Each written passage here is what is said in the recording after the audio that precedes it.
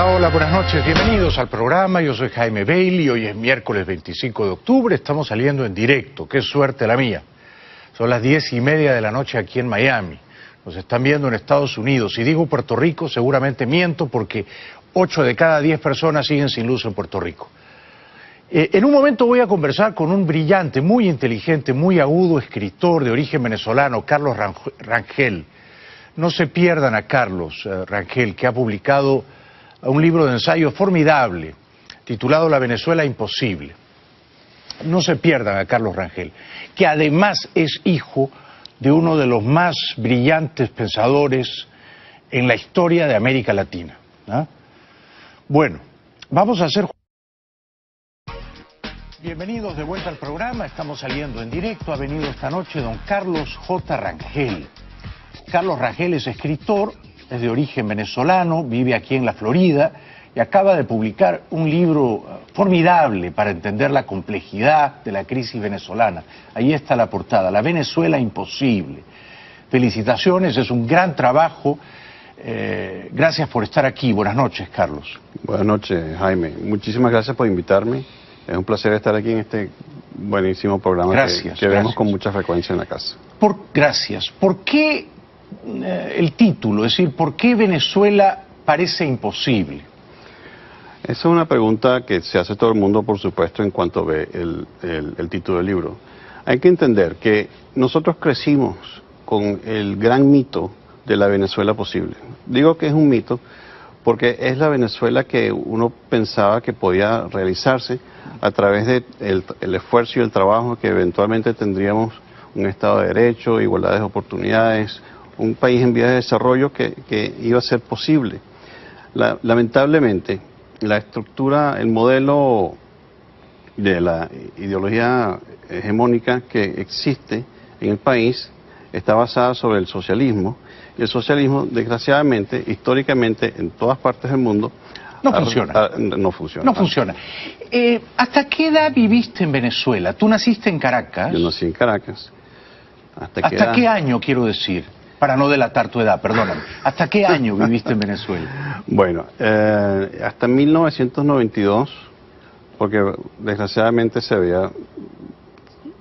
veía lo que se venía encima. Sí, sí.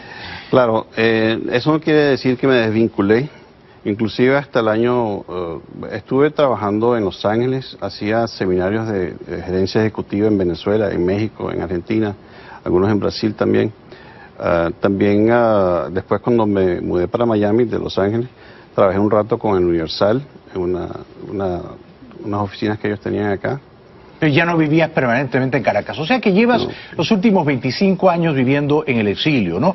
Ahora, el libro recoge unas cartas que tú le envías desde Caracas a tu esposa, que está en UCLA en Los Ángeles, a pocos días del golpe fallido de Chávez, ¿no? Y ya tú entonces llamabas a Chávez bárbaro y cobarde, más o menos, o sea que... No, más o menos no, exactamente. Usas esos dos adjetivos, ¿no? En esas cartas. ¿En qué momento se empieza a arruinar, estropear Venezuela? Para no usar el verbo un poquito más procaz que usa Vargas Llosa aludiendo al Perú, ¿no? O sea, ¿en qué momento se fastidia Venezuela para ti, Carlos? Venezuela, o sea, nunca se me ha fastidiado. A mí lo que se me ha fastidiado es la mentalidad que hace creer que se puede vivir del rentismo en vez del trabajo, que se puede burlar la ley en vez de tener un Estado de Derecho. Eso es lo que me molesta. Nunca me ha fastidiado, tengo familia ya, tengo Venezuela en mi corazón, y la quiero mucho y espero poder vivir allá nuevamente. Pero el sentido de la pregunta era, ¿en qué momento se sale del camino, se descarrila? Porque, digamos, tú haces aquí una defensa lúcida de la Cuarta República. Tú dices, desde la caída de Pérez Jiménez hasta la llegada de Chávez, del 58 al 99, tampoco estábamos tan mal, ¿no? No. Pero hubo un momento en que los partidos básicamente se desplomaron. Lo que se decía que era el pacto de punto fijo se destruyó y la apatía, el cinismo público contra los políticos se desató completamente. Y yo entiendo Más o menos, ¿en qué momento fijas ese parteaguas? Yo diría que con la elección de Caldera. Año 93. En el año 93, sí. ¿A aquello llamas tú la República Chiripera? ¿Qué es chiripera? ¿Por qué la llamas así?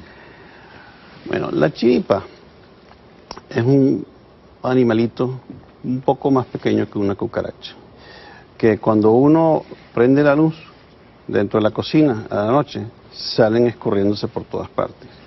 Y después se recogen y se esconden nuevamente debajo de los gabinetes de la cocina. Cuando ganó Caldera, él formó una coalición de una gran cantidad de mini partidos, de modo tal que pudo llegar a la presidencia con el porcentaje con el menor porcentaje de cualquier... 30%. Sí. No solo eso, tú acá, para mí eso fue iluminador. Tú dices que Carlos Andrés Pérez, el año, si digo bien, 88, gana con 3.8 millones de votos. Así es. 5 años después, del 93, Caldera gana con 1.7 millones de votos. Sí. O sea, eso es... menos de la mitad de los votos que había sacado Pérez en su segundo mandato. Así es. Y eso es el síntoma de lo que había ocurrido en Venezuela. Todo el mundo estaba decepcionado con el modelo político. Sí. Al estar decepcionado con el modelo político, lo que ocurre es que, bueno, Caldera suelta a Chávez, le hace lo que se llama sobreseimiento de la causa, que significa que, bueno, aquí no ha pasado nada. Sí, le da como una amnistía, lo indulta. Exactamente. Bueno, no lo indulta porque es que nunca llegó a juicio, simplemente se le retiraron los cargos. Sí. Se retiraron los cargos. La única penalidad que tuvo fue que tuvo que salirse del ejército, cosa que no le gustó mucho, evidentemente, porque siempre se vestía a lo militar. Lo que ocurre entonces es que todos los partidos están tan, como decía Diosdado, todo el mundo se echa la culpa el uno al otro. María Codina le dice a no sé quién y tiene razón, y Enrique Capriles le dice a no sé quién, sapos y culebras al otro y también tiene razón. Lo que pasa es que no dijo que todo lo que dicen acerca del PSV también es cierto. Claro, claro. Esa parte de la calle. Pero esto es República Chiripera porque eran un montón de pequeños partidos cobijados alrededor de Caldera. Y la masa electoral fue tan pequeña que logró llegar a la presidencia. Sí. Pero con una coalición sumamente débil, con un mandato sumamente débil, porque nadie creía pues ya en los partidos tradicionales. Sale Chávez y prácticamente le habían hecho campaña todos los otros, hablando acerca de las maravillas del cambio de modelo que quería hacer. Él venía con la credibilidad de una persona que había tratado de destruir el gobierno existente y con la promesa de que iba a cambiar a Venezuela. Cosa que por supuesto no hizo. Lo que hizo fue agarrar el mismo modelo, le dio vueltas y lo explotó hasta la enésima potencia. O sea que chiripera quiere decir una especie de reunión furtiva de pequeños bichos o insectos. ¿Sí he entendido bien? Exactamente. Porque en Perú se dice otra cosa. En Perú se dice, ese equipo ganó de chiripa, o sea, por azar, de suerte. Sí, esa expresión también se utiliza, pero en el sentido de chiripero, el chiripero era la cantidad de grupúsculos que se unieron para... Chávez, sin embargo, el 98 saca menos votos contados 1 a 1 que 10 años antes Carlos Andrés Pérez también. Efectivamente. ¿Por qué? ¿Qué revela eso? El registro electoral era aún mayor que los 10 años antes. Había más electores. Había más electores. Si uno hace la matemática, de vez en cuando yo la hago, aparentemente esa no la hacen en el CNN. No. Chávez fue electo con alrededor de 32% de los votos de los electores. Sí. Un tercio. Solo un tercio. Un tercio del electorado. O sea que hubo mucha abstención. Hubo abstención, hubo muchísima abstención, más del 60%. ¿Tú votaste ese año 98? En esa elección. Ya estabas fuera. Sí, ya estaba fuera. ¿Por quién hubieras votado? ¿Por quién hubiese votado? ¿Por Salas Romer o no te...? Por Salas Romer, por supuesto. Sí, claro. Por Salas Romer, porque... O a lo mejor Inés Sáez. Sí. No, Salas Romer, en serio. ¿Y por qué a Caldera lo llama soberbio? ¿Caldera se equivocó al dejar en libertad a Chávez? Él dice que no haber soltado a Chávez hubiese sido una injusticia porque prácticamente todos los demás conspiradores ya los habían soltado. Entonces que él no iba a dejar a un solo preso de una gran banda de criminales que estaban ahí. Yo sí creo que no fue tanto que se equivocó, sino que le dio demasiado poder. Dejaron que Chávez se apoderara del país porque él ofrecía una alternativa a los partidos tradicionales. Él simplemente se montó en ese caballo y llegó al poder, y cuando llegó al poder hizo lo que le dio la gana igualito, mantuvo el capitalismo de Estado, lo acrecentó y lo que hizo fue una sustitución de élites. Tenemos que ir a la publicidad. Después de la pausa te voy a preguntar, ¿cómo explicas lo que ha hecho la oposición venezolana en estas últimas semanas? Participar de unas elecciones que previsiblemente serían fraudulentas, luego dividirse, y Carlos Rangel nos visita esta noche, está comentando su último libro, La Venezuela Imposible, que está en librerías y está en Amazon, ¿no, Carlos? Sí. Está en Amazon. Bueno, ¿tú admiras a algún líder opositor venezolano actualmente? Hay una persona que me parece que ha sido sumamente clara, sumamente diáfana y consecuente con lo que está ocurriendo en Venezuela. Me parece que esta persona verdaderamente, si uno se pone a ver, es la que se ha levantado contra el régimen desde hace tiempo, inclusive la que hayan a trompadas en el Congreso, la expulsaron, ha estado bombardeada por bombas lacrimógenas. Es María Corina Machado. María Corina, comparto tu opinión. ¿Qué piensas de Capriles? Capriles es un político que ha sido muy sagaz, ha sido muy capaz y ha llegado a donde ha llegado porque tiene una visión clara también acerca de lo que hay que hacer. Ahora, hay que entender un poquito lo que es la MUD. La MUD es una coalición de intereses que lo que está interesada es en cambiar el régimen y el sistema electoral. Es una agrupación de partidos, cada quien tiene su interés por aquí y por allá. Cuando hablan acerca de la MUD como que si fuese un partido, eso fue la semillita que le puso, yo creo, Henry Ramos, que trató de utilizar la MUD como que si fuese un partido, en vez de mantener claro el objetivo de tratar de salir del régimen. ¿Cuál es tu opinión de Henry Ramos? Yo entiendo que todo político tiene que ser ambicioso. Lo que no me parece es que debería ser traicionero. Y eso es lo que me parece que ha sucedido. ¿Por qué crees que ha sido traicionero? Porque bueno, es más, como sabes bien, Enrique Capriles ayer detalló las razones por las cuales, por ejemplo, la Asamblea Nacional ha sido incapaz de hacer cosas tan sencillas como como nombrar un nuevo CNE, como pasar la ley contra los presos políticos, cosas así que ocurrieron desde dentro de la misma Asamblea. Ramos dice que las críticas de Capriles son injustas y que lo critican porque Adeco ha sacado 4 gobernadores y Primero Justicia solo 1. Pero en el fondo de la cuestión da la impresión de que ambos quieren ser presidentes. Bueno, como digo, la ambición, o sea, no se le puede culpar, no se le puede echar en cara a un político. Eso es lo que quieren hacer. Eso está perfectamente justificado. Eso no es un pecado. ¿Pero fue un acierto que participaran de las elecciones regionales del pasado 15 de octubre? Yo sé que tú no estás de acuerdo. Yo sí estoy de acuerdo con que se hicieran las elecciones, pero no tanto lo que se hizo. Para mí, todos esos gobernadores, bueno, los 4 gobernadores ni se diga, esos son... ¿Cómo es posible que hayan hecho eso? ¿Cómo es posible que se hayan presentado ante la Asamblea Nacional? Yo escribí un artículo al respecto en donde decía que eso era lo último que yo me esperaba de ellos.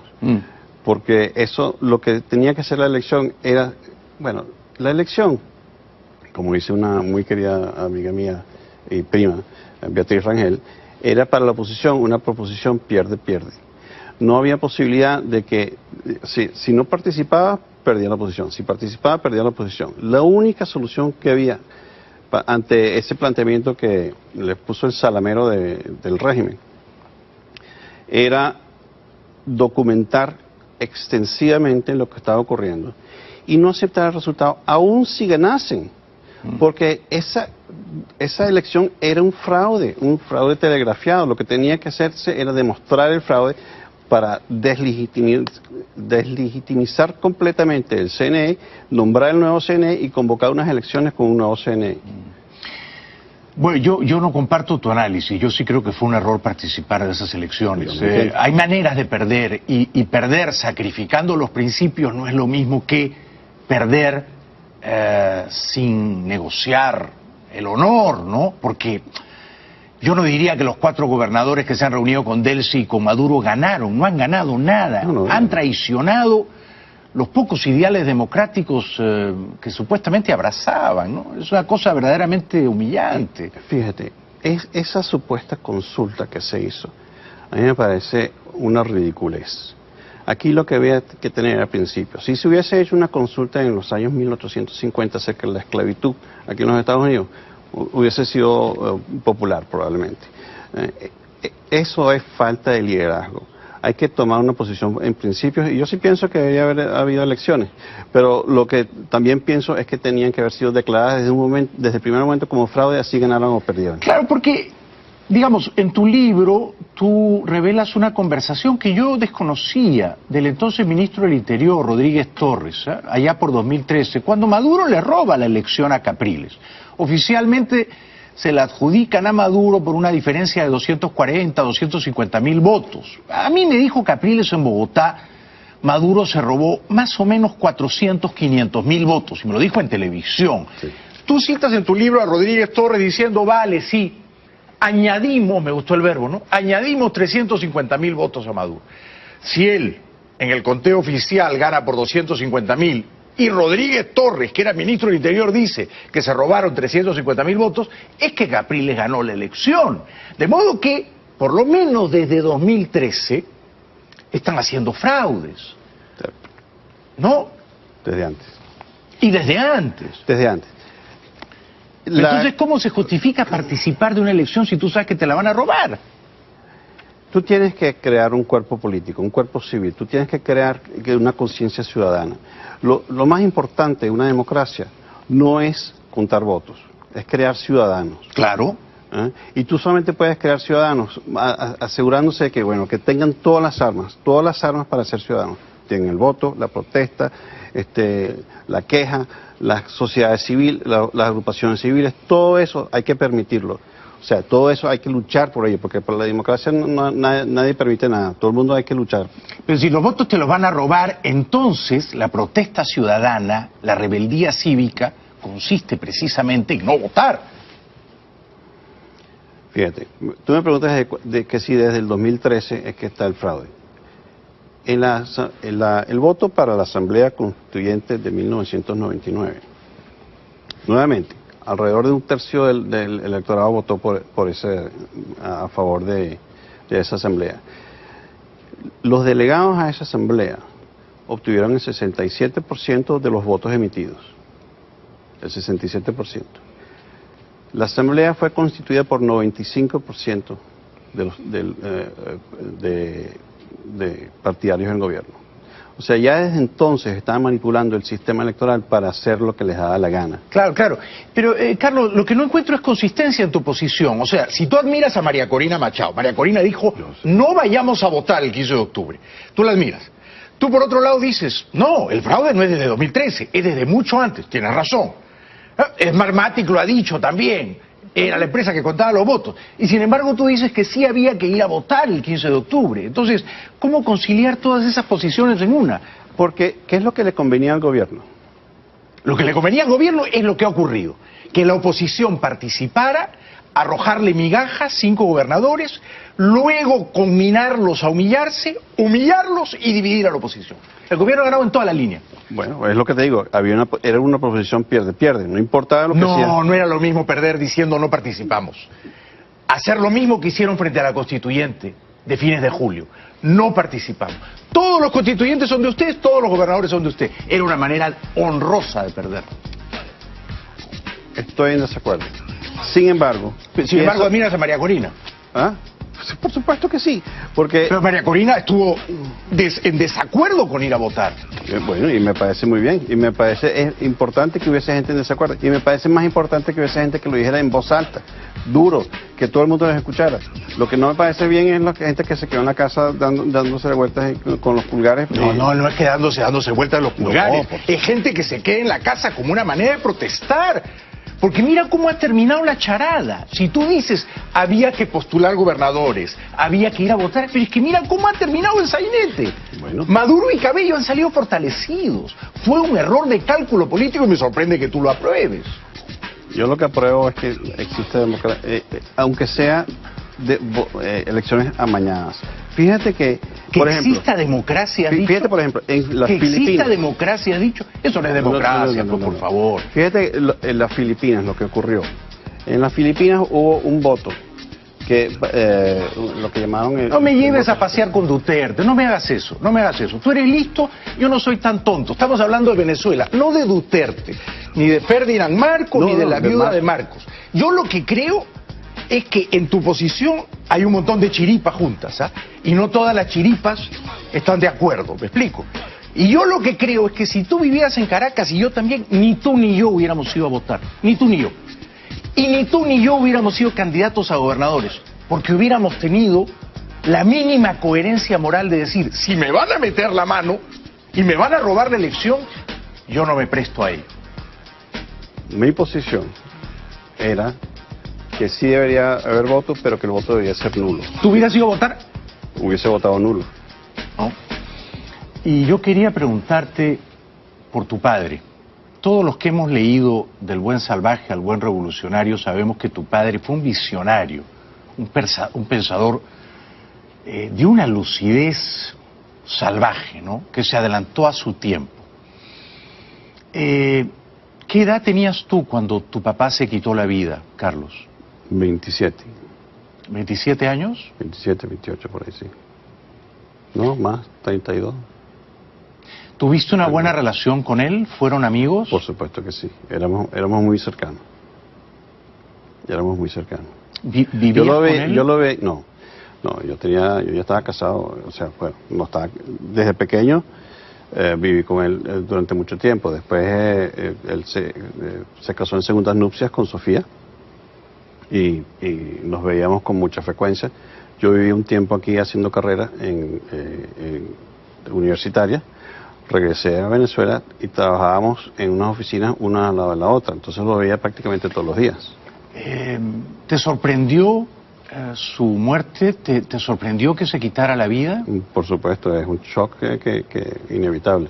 ¿Crees que te cambió la vida? ¿Cómo te afectó?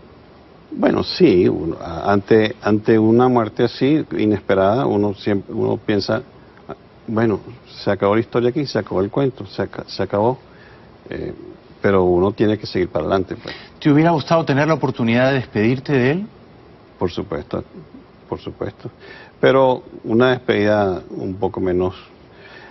La última vez que lo vi justamente, yo estaba caminando por la calle y él da la casualidad que estaba en un carro al lado y nos saludamos y todo bien, y pocos días después tomó su decisión fatídica.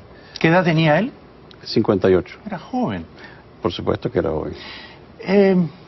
¿Cómo lo recuerdas? ¿Cómo eliges recordarlo? ¿Qué fue lo más valioso que él te enseñó? Él me enseñó a pensar. Eso fue lo que me enseñó más. Eso es lo que, como yo lo recuerdo más, porque nosotros teníamos desayunos, teníamos almuerzos, teníamos cenas en donde hablábamos de cuestiones de todo tipo. Sacábamos un tema del día y lo discutíamos.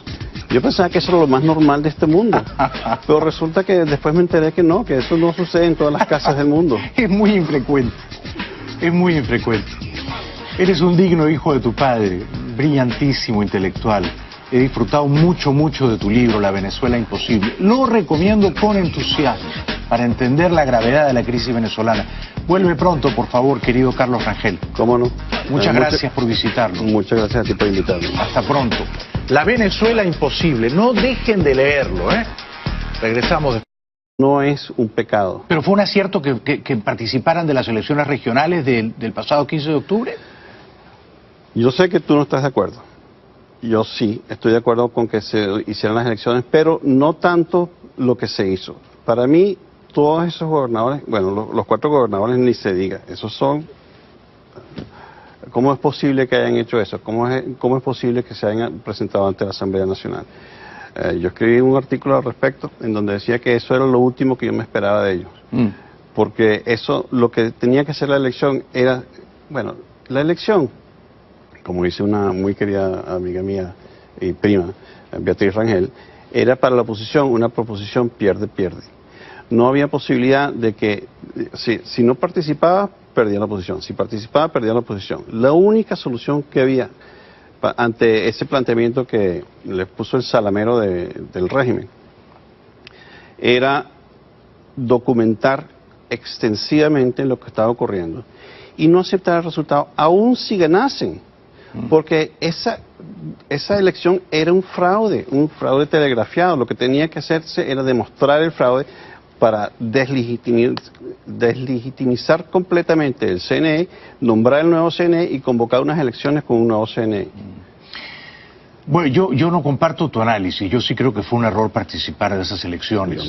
Hay maneras de perder y perder sacrificando los principios no es lo mismo que perder sin negociar el honor, ¿no? Porque yo no diría que los 4 gobernadores que se han reunido con Delcy y con Maduro ganaron, no han ganado nada, han traicionado los pocos ideales democráticos que supuestamente abrazaban, ¿no? Es una cosa verdaderamente humillante. Fíjate, esa supuesta consulta que se hizo, a mí me parece una ridiculez.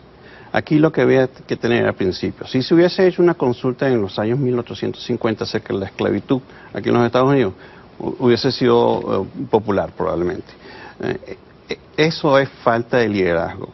Hay que tomar una posición en principios, y yo sí pienso que debería haber habido elecciones, pero lo que también pienso es que tenían que haber sido declaradas desde el primer momento como fraude, así ganaran o perdieran. Claro, porque, digamos, en tu libro tú revelas una conversación que yo desconocía del entonces ministro del Interior, Rodríguez Torres, allá por 2013, cuando Maduro le roba la elección a Capriles. Oficialmente se la adjudican a Maduro por una diferencia de 240, 250 mil votos. A mí me dijo Capriles en Bogotá, Maduro se robó más o menos 400, 500 mil votos, y me lo dijo en televisión. Sí. Tú citas en tu libro a Rodríguez Torres diciendo, vale, sí, añadimos, me gustó el verbo, ¿no? Añadimos 350 mil votos a Maduro. Si él, en el conteo oficial, gana por 250 mil, y Rodríguez Torres, que era ministro del Interior, dice que se robaron 350 mil votos, es que Capriles ganó la elección. De modo que, por lo menos desde 2013, están haciendo fraudes. ¿No? Desde antes. Y desde antes. Desde antes. Entonces, ¿cómo se justifica participar de una elección si tú... Hola, buenas noches, bienvenidos al programa, yo soy Jaime Bailey, hoy es miércoles 25 de octubre, estamos saliendo en directo, qué suerte la mía. Son las 10:30 de la noche aquí en Miami, nos están viendo en Estados Unidos, si digo Puerto Rico seguramente miento porque 8 de cada 10 personas siguen sin luz en Puerto Rico. En un momento voy a conversar con un brillante, muy inteligente, muy agudo escritor de origen venezolano, Carlos Rangel. No se pierdan a Carlos Rangel, que ha publicado un libro de ensayo formidable, titulado La Venezuela Imposible. No se pierdan a Carlos Rangel, que además es hijo de uno de los más brillantes pensadores en la historia de América Latina. Bueno, vamos a hacer... Bienvenidos de vuelta al programa, estamos saliendo en directo, ha venido esta noche don Carlos J. Rangel. Carlos Rangel es escritor, es de origen venezolano, vive aquí en la Florida y acaba de publicar un libro formidable para entender la complejidad de la crisis venezolana. Ahí está la portada, La Venezuela Imposible. Felicitaciones, es un gran trabajo. Gracias por estar aquí. Buenas noches, Carlos. Buenas noches, Jaime. Muchísimas gracias por invitarme. Es un placer estar aquí en este buenísimo programa que vemos con mucha frecuencia en la casa. Gracias. ¿Por qué el título? Es decir, ¿por qué Venezuela parece imposible? Esa es una pregunta que se hace todo el mundo, por supuesto, en cuanto ve el título del libro. Hay que entender que nosotros crecimos con el gran mito de la Venezuela posible. Digo que es un mito porque es la Venezuela que uno pensaba que podía realizarse a través del esfuerzo y el trabajo, que eventualmente tendríamos un Estado de Derecho, igualdad de oportunidades, un país en vías de desarrollo que iba a ser posible. Lamentablemente, la estructura, el modelo de la ideología hegemónica que existe en el país está basada sobre el socialismo, y el socialismo, desgraciadamente, históricamente, en todas partes del mundo, no funciona. No funciona. No funciona. ¿Hasta qué edad viviste en Venezuela? ¿Tú naciste en Caracas? Yo nací en Caracas. ¿Hasta qué año, quiero decir? Para no delatar tu edad, perdóname. ¿Hasta qué año viviste en Venezuela? Bueno, hasta 1992, porque desgraciadamente veía lo que se venía encima. Sí, sí. Claro, eso no quiere decir que me desvinculé. Inclusive hasta el año, estuve trabajando en Los Ángeles, hacía seminarios de gerencia ejecutiva en Venezuela, en México, en Argentina, algunos en Brasil también. También después, cuando me mudé para Miami de Los Ángeles, trabajé un rato con el Universal en unas oficinas que ellos tenían acá. Pero ya no vivías permanentemente en Caracas, o sea que llevas los últimos 25 años viviendo en el exilio, ¿no? Ahora, el libro recoge unas cartas que tú le envías desde Caracas a tu esposa, que está en UCLA en Los Ángeles, a pocos días del golpe fallido de Chávez, ¿no? Y ya tú entonces llamabas a Chávez bárbaro y cobarde, más o menos, o sea que... No, más o menos no, exactamente. Usas esos dos adjetivos, ¿no? En esas cartas. ¿En qué momento se empieza a arruinar, estropear Venezuela? Para no usar el verbo un poquito más procaz que usa Vargas Llosa aludiendo al Perú, ¿no? O sea, ¿en qué momento se fastidia Venezuela para ti, Carlos? Venezuela, o sea, nunca se me ha fastidiado. A mí lo que se me ha fastidiado es la mentalidad que hace creer que se puede vivir del rentismo en vez del trabajo, que se puede burlar la ley en vez de tener un Estado de Derecho. Eso es lo que me molesta.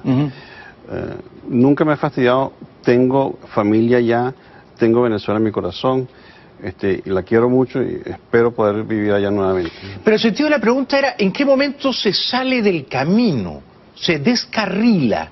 Porque, digamos, tú haces aquí una defensa lúcida de la Cuarta República. Tú dices, desde la caída de Pérez Jiménez hasta la llegada de Chávez, del 58 al 99, tampoco estábamos tan mal, ¿no? No. Pero hubo un momento en que los partidos básicamente se desplomaron. Lo que se decía que era el pacto de punto fijo se destruyó y la apatía, el cinismo público contra los políticos se desató completamente. Y yo entiendo. Más o menos, ¿en qué momento fijas ese parteaguas? Yo diría que con la elección de Caldera. Año 93. En el año 93, sí. ¿A aquello llamas tú la República Chiripera? ¿Qué es chiripera? ¿Por qué la llamas así? Bueno, la chiripa es un animalito un poco más pequeño que una cucaracha, que cuando uno prende la luz dentro de la cocina a la noche, salen escurriéndose por todas partes. Y después se recogen y se esconden nuevamente debajo de los gabinetes de la cocina. Cuando ganó Caldera, él formó una coalición de una gran cantidad de mini partidos, de modo tal que pudo llegar a la presidencia con el porcentaje con el menor porcentaje de cualquier... ¿30%? Sí. No solo eso, tú acá, para mí eso fue iluminador. Tú dices que Carlos Andrés Pérez, el año, si digo bien, 88, gana con 3.8 millones de votos. Así es. 5 años después, del 93, Caldera gana con 1.7 millones de votos. Sí. O sea, eso es... menos de la mitad de los votos que había sacado Pérez en su segundo mandato. Así es. Y eso es el síntoma de lo que había ocurrido en Venezuela. Todo el mundo estaba decepcionado con el modelo político. Sí. Al estar decepcionado con el modelo político, lo que ocurre es que, bueno, Caldera suelta a Chávez, le hace lo que se llama sobreseimiento de la causa, que significa que, bueno, aquí no ha pasado nada. Sí, le da como una amnistía, lo indulta. Exactamente. Bueno, no lo indulta porque es que nunca llegó a juicio, simplemente se le retiraron los cargos. Sí. Se retiraron los cargos. La única penalidad que tuvo fue que tuvo que salirse del ejército, cosa que no le gustó mucho, evidentemente, sino que le dio demasiado poder. Dejaron que Chávez se apoderara del país porque él ofrecía una alternativa a los partidos tradicionales. Él simplemente se montó en ese caballo y llegó al poder, y cuando llegó al poder hizo lo que le dio la gana igualito, mantuvo el capitalismo de Estado, lo acrecentó, y lo que hizo fue una sustitución de élites. Tenemos que ir a la publicidad. Después de la pausa te voy a preguntar, ¿cómo explicas lo que ha hecho la oposición venezolana en estas últimas semanas? Participar de unas elecciones que previsiblemente serían fraudulentas, luego dividirse, y Carlos Rangel nos visita esta noche, está comentando su último libro, La Venezuela Imposible, que está en librerías y está en Amazon, ¿no, Carlos? Sí. Está en Amazon. Bueno, ¿tú admiras a algún líder opositor venezolano actualmente? Hay una persona que me parece que ha sido sumamente clara, sumamente diáfana y consecuente con lo que está ocurriendo en Venezuela. Me parece que esta persona verdaderamente, si uno se pone a ver, es la que se ha levantado contra el régimen desde hace tiempo, inclusive la que hayan a trompadas en el Congreso, la expulsaron, ha estado bombardeada por bombas lacrimógenas. Es María Corina Machado. María Corina, comparto tu opinión. ¿Qué piensas de Capriles? Capriles es un político que ha sido muy sagaz, ha sido muy capaz y ha llegado a donde ha llegado porque tiene una visión clara también acerca de lo que hay que hacer. Ahora, hay que entender un poquito lo que es la MUD. La MUD es una coalición de intereses que lo que está interesada es en cambiar el régimen y el sistema electoral. Es una agrupación de partidos, cada quien tiene su interés por aquí y por allá.